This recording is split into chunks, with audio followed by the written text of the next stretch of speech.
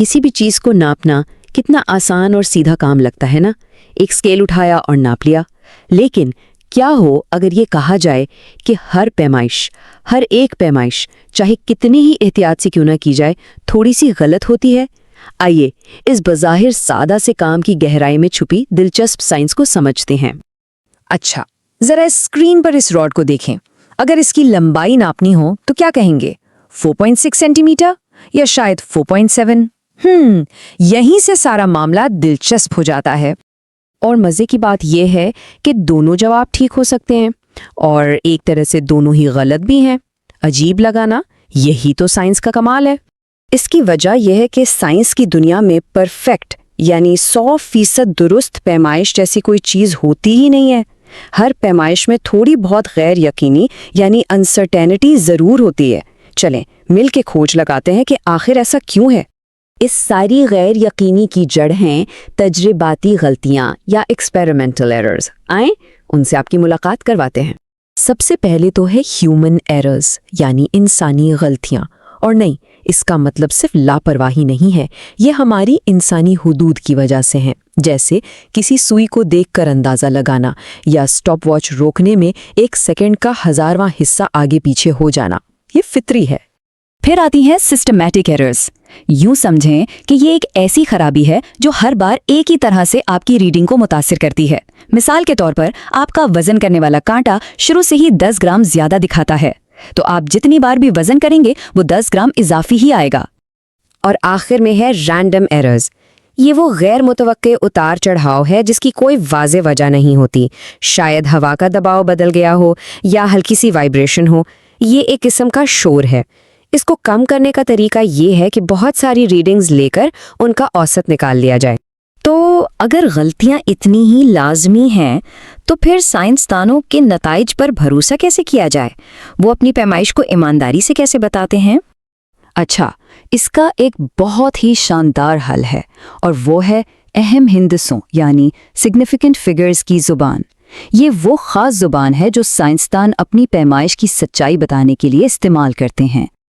चलें वापस चलते हैं अपनी रॉड वाली मिसाल पर। हमें ये तो पता है कि इसकी लंबाई 4.6 और 4.7 सेंटीमीटर के बीच में ही कहीं है। अब देखें, हर कोई इस बात पर तो मुत्तफिक होगा कि पहला हिंसा 4 है, इस पर कोई शक नहीं। लेकिन इससे अगला हिंसा वो एक अंदाज़ा है। कोई कहेगा 6, कोई शायद 7। इसी को साइंस में कहते हैं पहला मशकूक हिंसा यानी फर्स्ट डाउटफुल डिजिट। तो बस यही है अहम हिंसे, यानी वो सारे हिंसे जिनका हमें पक्का यकीन है और उनके साथ साथ सिर्फ एक पहला वाला मशकूक हिंसा। ये सब मिलकर बनाते हैं सिग्निफिकेंट फिगर्स। और जैसा कि कहा जाता है, पैमाइश की दुरुस्ती का अंदाज़ा अहम हिंसों की तादाद से होता है। जितने ज़्यादा सिग्निफिकेंट फिगर्स, पैमाइश उतनी ही बेहतर। और यहीं से हम 2 बहुत ही अहम कॉन्सेप्ट्स की तरफ बढ़ते हैं। ये 2 कॉन्सेप्ट्स हैं, एक्यूरेसी और प्रिसिजन। उर्दू में हम इन्हें दुरुस्ती और सेहत कह सकते हैं। अक्सर लोग समझते हैं कि ये एक ही बात है, लेकिन साइंस में इन दोनों में ज़मीन आसमान का फ़र्क है। देखें, एक्यूरेसी का मतलब है कि आपकी पैमाइश असल हकीकी वैल्यू के कितने करीब है, और प्रिसिजन का मतलब है कि आपकी बार बार ली गई पैमाइशें एक दूसरे से कितनी करीब हैं। इसे समझने के लिए डार्ट बोर्ड से बेहतर कोई मिसाल नहीं। जरा इस बोर्ड को देखें, सारे तीर एक दूसरे के साथ चिपके हुए हैं, बहुत प्रिसाइज, लेकिन निशाने के मरकज यानी बुल्सआई से काफी दूर है। तो ये प्रिसिजन तो है पर एक्यूरेसी नहीं। अब इस दूसरे बोर्ड को देखें, यहाँ तीर पूरे बोर्ड पर बिखरे हुए हैं, यानी बिल्कुल भी प्रिसाइज नहीं है। लेकिन अगर इन सब का औसत लें तो वो मरकज के करीब ही बनेगा। तो हम कह सकते हैं कि ये औसतन एक्यूरेट हैं, लेकिन प्रिसाइज बिल्कुल नहीं।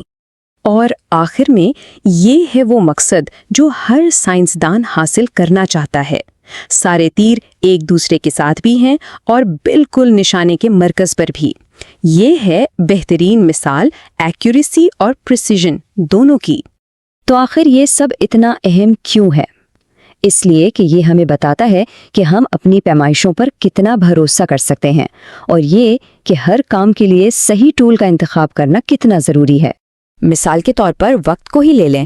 ایک ڈیجیٹل سٹاپ واچ سیکنڈ کے 100ویں حصے تک ناپ سکتی ہے، جبکہ ایک ایٹمی گھڑی تو سیکنڈ کے اربوں حصوں تک جا سکتی ہے. ہر آلے کی اپنی ایک حد ہے اور کام کی نوعیت دیکھ کر ہی صحیح آلے کا انتخاب ہوتا ہے.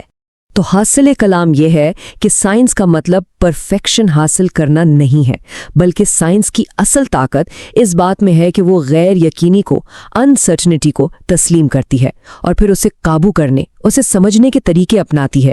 یہی چیز سائنسی پیمائش کو طاقتور بناتی ہے. تو اب جب یہ سب معلوم ہو گیا ہے، ذرا اپنے ارد گرد نظر دوڑائیں.